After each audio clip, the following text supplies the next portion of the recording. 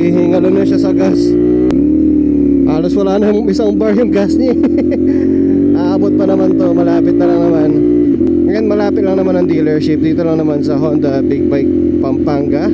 Honda, basta sa Honda Telebastagan, doon yun malapit eh. So tumingin na rin ako ng CB650 dati dyan, kasi naging choice ko rin yun nung una eh.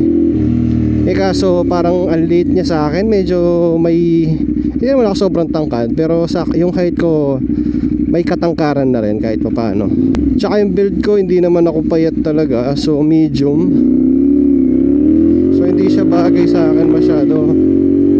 Okay, malapit na tayo. Papagas lang tayo saglit.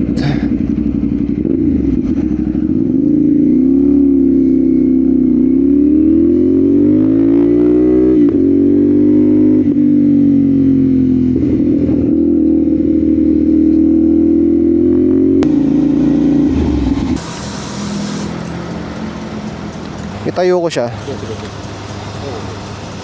Yan. 394 ang siguro. 500 siguro yan. Okay na. Okay na.